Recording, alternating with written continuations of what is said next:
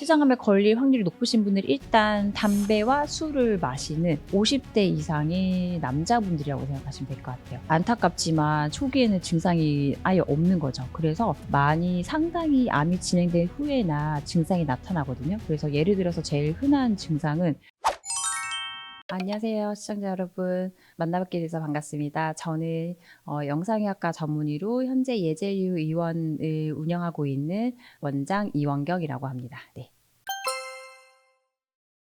췌장이라고 하는 거 여러분들이 되게 많이 들어보셨을 뭔가 친숙하면서도 좀 친하지 않은 장기일 것 같아요.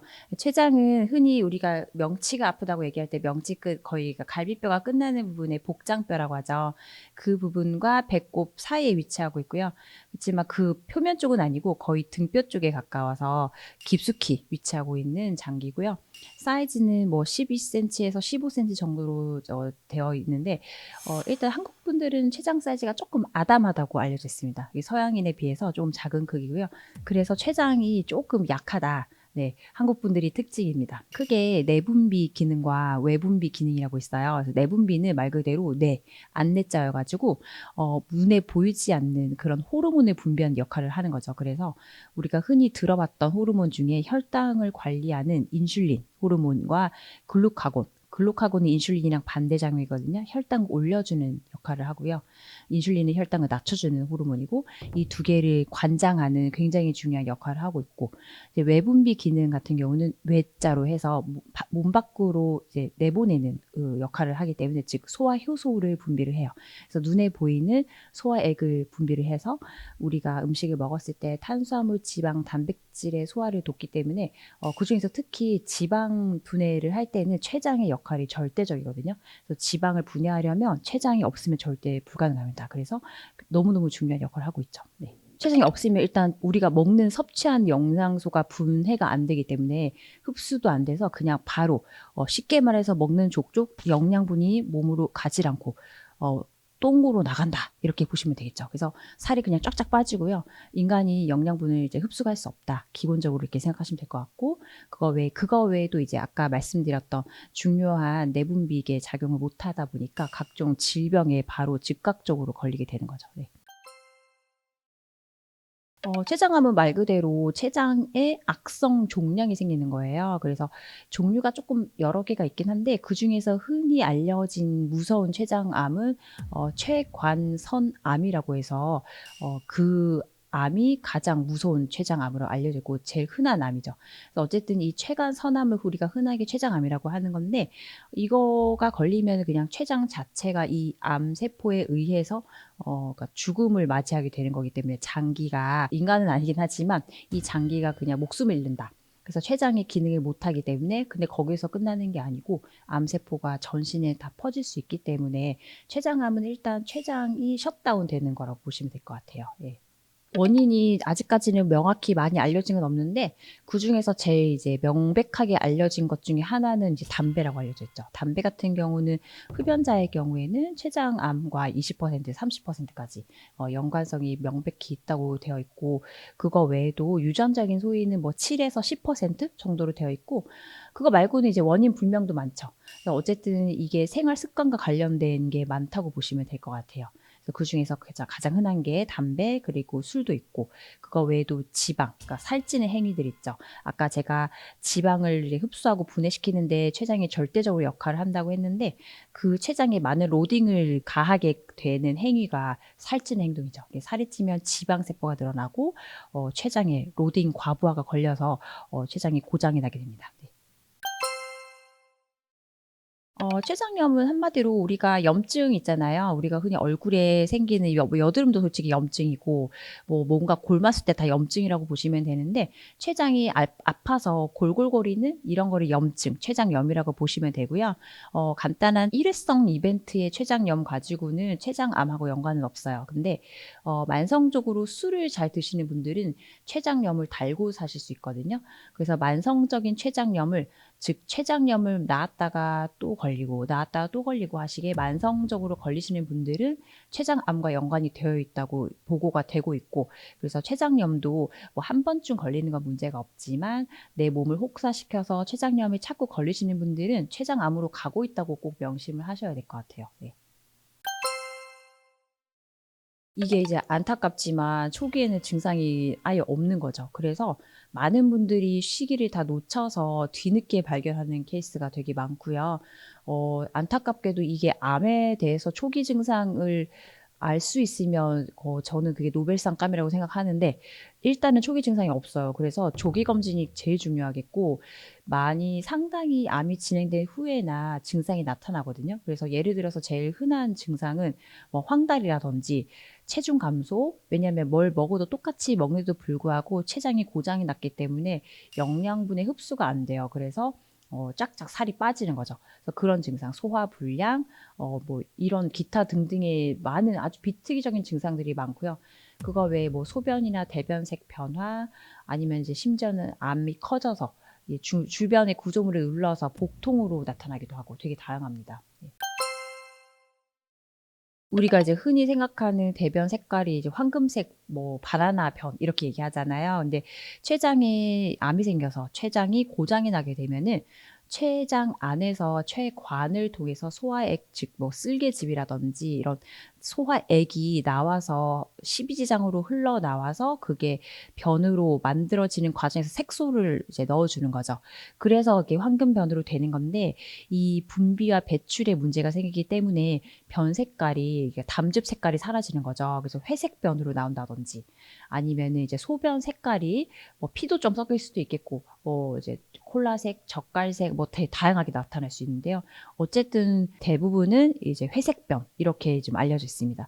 그리고 췌장이 역할을 좀 못하다 보니까 지방이 흡수가 안 돼서 변으로 지방이 다 그냥 나오는 거예요. 그래서 변을 봤을 때 지방 때문에 변이 둥둥 떠 있고 냄새까지 고약하고 이런 증상들이 다 췌장암과 관련이 있을 수 있습니다. 췌장염이 걸렸을 때도 이런 증세가 있나요? 일시적으로 그럴 수도 있죠. 췌장염이 걸렸을 때도 췌장 기능이 망가질 수 있으니까 일시적일 수 있는데 그래서 그런 증상이 있을 때도 좀 헷갈릴 수가 있잖아요. 그러니까 물론 당연히 췌장염일 때도 빨리 진단을 하셔서 치료를 제때 받으셔야지 만성화되지 않으니까 이런 상기 증상이 보이면은 일단 내과 전문의 진료를 받아보시는 게 좋겠죠. 네. 이게 위치가 췌장의 회복적 위치가 등 쪽에 있다 보니까 실제로 초음파를 해서 제가 환자분께도 설명을 하면서 보여드리긴 하는데 췌장이라고 하는 아이가 우리 등뼈 있잖아요. 이 등뼈 바로 앞에 딱 붙어 있어요. 그렇기 때문에 그 등뼈 바로 앞에는 또 되게 중요한 복부 대동맥도 있고요. 그 복부 대동맥에서 분지하는 각종 중요한 동맥, 정맥들이 다 있는데 그 주변에 딱 한가운데 너무 핵심적인 부위에 췌장이 있어요.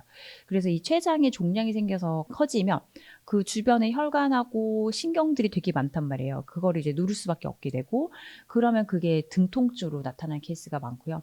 위치 따라 다르긴 한데 어쨌든 등통증이 좀 흔한 편이고 명치 통증도 있을 수 있어요. 근데 특히 거기서 또 뻗치는 통증으로 나타날 수가 있는데 왜냐면 뭐 신경계라는 게 딱 그 자리에만 있는 게 아니고 신경들이 쭈르륵 신경계를 따라서 분포를 해서 등이 아팠는데 이게 또 뻗치더라 이런 양상으로 나타날 수가 있습니다. 뼈 쪽이 아프면 정형외과를 가게 될 수도 있잖아요. 맞아요. 그래서 일반인들은 이게 구분하기 힘들 수 있어요. 그래서 저는 말씀드리는 게 등통증이나 명시통증이 있으면 일단 우리가 죽고 사는 문제에 제일 중요한 게 바로 췌장이니까 복강 내 장기 확인을 먼저 해보시는 걸 저는 추천드리고요. 디스크는 뭐 사실 당장 내일 죽고 사는 문제는 아니잖아요. 그렇기 때문에 다 이런 질환들을 중요한 것들을 다 감별하고 아니라고 나온 이후에 정형외과나 신경외과 진료를 저는 보시기를 추천드립니다. 네. 황달 같은 경우는 방금 제가 말씀드렸다시피 췌장에서 그 소화 효소가 못 나오면서 쓸개즙에도 문제가 생길 수가 있어요. 그러니까 쓸개즙도 췌장과 굉장히 쓸개가 췌장과 근처에 붙어 있는데요. 췌장 안에 있는 소화 효소가 나오는 관이 췌관이 있고요. 그다음에 쓸개에서도 쓸개즙이 나와서 쓸개관이 되는데 이 두 개가 합쳐져서 십이지장 쪽으로 들어가요. 근데 췌장에 문제가 생기면 그 관을 잘 막기 때문에 바로 붙어서 연결이 되는 쓸개관까지 같이 막히거든요. 그러면 이제 담즙 배출에 문제가 현저히 생기게 되고 그게 배출에 문제가 되면은 우리 몸속에 빌리루빈이라는 수치가 막 올라가기 시작을 해요. 얘가 적절히 배출이 돼야 되는데 그렇지 않기 때문에 혈중 안에 피 안에 빌리루빈 수치가 올라가게 되는데 그게 올라가면은 이제 색소처럼 우리 몸 안에 피부가 노랗게 뜨는 거죠. 그래서 황달이 걸렸다. 그러니까 황달이라는 거는 그분의 얼굴을 봤을 때 평소랑 다르게 그냥 누렇게 뭔가 병색이 완연한 얼굴처럼 뭐 약간 뭐라 그러지? 놀이끼리 하면서 까무잡잡한 그런 피부 색깔로 변하게 되고요. 특히 흰자도 우리가 눈동자를 봤을 때 흰자위도 누렇게 변하는 걸 볼 수가 있습니다. 그런 거를 바로 황달이라고 표현을 하죠. 그래서 황달이 있으신 분들은 췌장뿐만이 아니고요. 담즙의 배출에 뭔가 다 문제가 생겼다고 생각을 해야 되기 때문에 간, 담독의 췌장 다 의심을 해보셔야 됩니다. 네. 황달과도 관련이 있고요. 소화불량 자체가 뭘 먹어도 소화가 안 되는 거죠. 그러니까 우리가 소화제를 먹잖아요. 흔히 이제 약국에 파는 소화제가요. 사실 췌장을 도와주는 역할이에요. 그 안에 지방 분해해주는 소화 효소가 들어있거든요. 근데 그거를 췌장이 적극적으로 절대적으로 하는 역할인데 이게 없으니까 일단 소화 자체가 안 되고 특히 기름진 음식을 먹으면은 소화가 안 되니까 속이 거북하고 불편하고 구토까지 나타날 수가 있습니다. 네. 아까도 이제 제가 처음에 말씀드렸다시피 외분비 기능 중에 굉장히 중요한 거는 이제 방금 말씀드린 소화 효소들이었고 내분비 기능 중에서는 눈에 안 보이는 호르몬 인슐린이나 글루카곤 분비에 췌장이 엄청난 역할을 하고 있단 말이에요. 근데 이 췌장에 고장이 나면 인슐린 세포 분비가 제대로 안 되는 거죠. 그래서 우리가 달달한 거를 먹어서 피 속에 있는 혈당 수치가 막 올라가면은 빨리빨리 인슐린이 분비가 돼서 췌장으로부터 분비가 돼서 이 혈당을 빨리 흡수를 몸속으로 다시 들여보내야 되는 거예요. 혈당 속에 있는 그 설탕 수치를, 당 수치를 줄이기 위해서는 췌장이 일을 해서 인슐린을 내보내야 되는데 그거를 못하면 인슐린이 나오질 않게 되고 그죠. 그래서 이런 거를 인슐린 저항성이 증가한다고 표현을 하는데요. 그게 바로 이제 췌장 기능이 안 좋아진 거, 즉 그렇게 때문에 당뇨에 걸린 거죠. 당뇨의 기본적인 원리가 인슐린이 분비가 제대로 안 된다는 거거든요.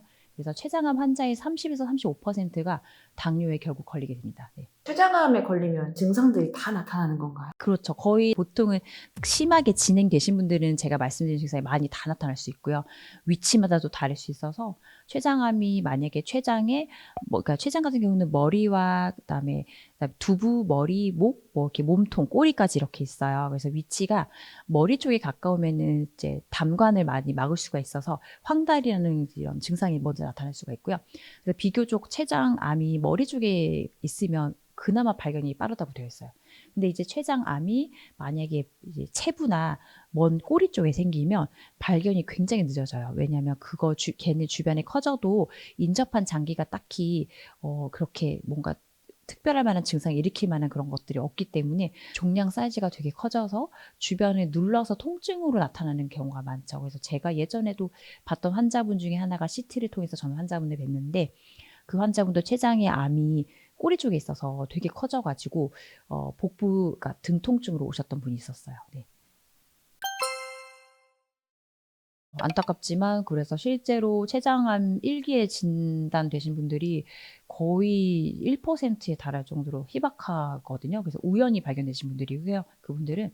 그리고 이제 사실은 1기에 발견을 하셔도 생존율 자체가 40%가 안 되다 보니까 너무 무서운 암이죠. 네. 그래서 일단은 증상이 있으면 웬만하면 3에서 4기라고 보셔야 되고 대부분의 환자분들이 3, 4기에 발견이 되고 발견되는 환자분들 췌장암 환자의 70% 이상이 여기에 발견된다고 되고 있습니다. 네.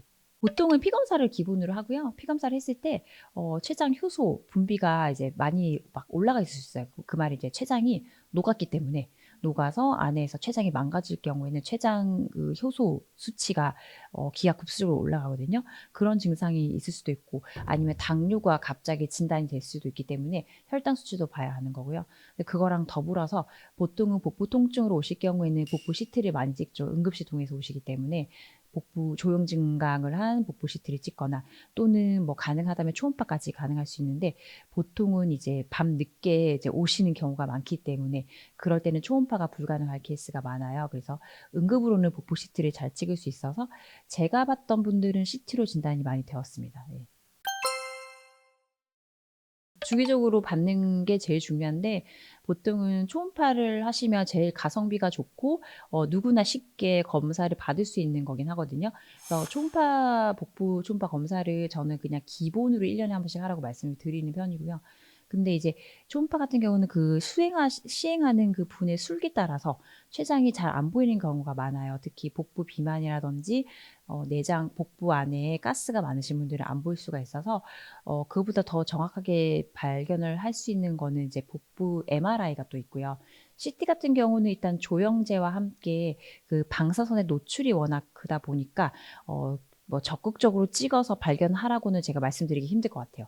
굉장히 좋은 진단적 도구라서 의심이 될 때는 하는 게 맞지만 아무 증상이 없는 분들이 막연하게 찍기에는 조금 안 좋은 단점이 오히려 더 클 수도 있고요. 그래서 그런 분들이 같은 경우에는 비용적인 문제만 걱정이 안 되시면 췌장 MRI가 따로 있어요. 그래서 MRI가 굉장히 정확하죠. 네. 근데 단점은 MRI는 비용도 비싸고 이제 잘 찍을 순 없다. 왜냐하면 예약을 하고 날짜를 아예 잡고 찍으셔야 되기 때문에 또 이렇게 많이 이제 그 MRI를 보유하고 장비를 보유하고 있는 병원이 많지 않아서 그런 단점이 좀 있죠. 네. 췌장암에 걸릴 확률이 높으신 분들이 일단 담배와 술을 마시는 50대 이상의 남자분들이라고 생각하시면 될 것 같아요. 그리고 이제 거기서 덧붙이면 배 나온 남자분들인데 굉장히 많죠. 우리가 이제 솔직히 눈만 조금만 돌려서 보면은 배 나온 좀 뚱뚱하신 담배 피시는 아저씨들, 우리 아빠일 수도 있고 그렇죠. 내 남편일 수도 있습니다.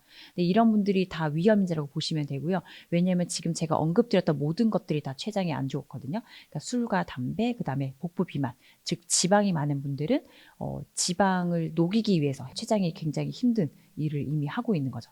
그렇기 때문에 췌장의 로딩을 줄여주는 방향으로 가야 됩니다. 그래서 제일 좋은 거는 방금 제가 말씀드린 걸 반대로 하시는 거죠. 술, 담배를 안 하시고 그다음에 적당한 운동과 함께 건강한 식습관으로 고지방 식사를 줄이는 방향으로 가시면 좋을 것 같아요. 네.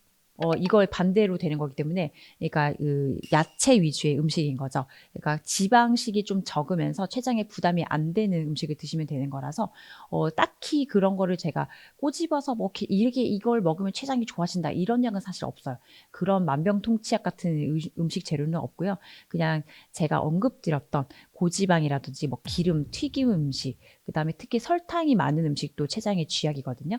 그래서 설탕이 적은 음식, 즉 음료수 같은 거, 액상 과당이 많이 들어간 음료수 같은 거 자제하시는 게 굉장히 좋고 물을 많이 드시면 되게 도움이 되겠죠. 물을 많이 먹으면 우리 몸에서 수분이 들어오면서 혈관도 좋아질 수가 있고 정화작용이 되기 때문에 나쁜 노폐물도 배출시키는 효과가 있어서 이왕 전 드실 거면은 물 같은 건 추천드려요. 하지만 뭐 딱히 그거를 좋아서 영양제를 찾아서 먹으라고 하는 말은 저는 하지는 못하고요.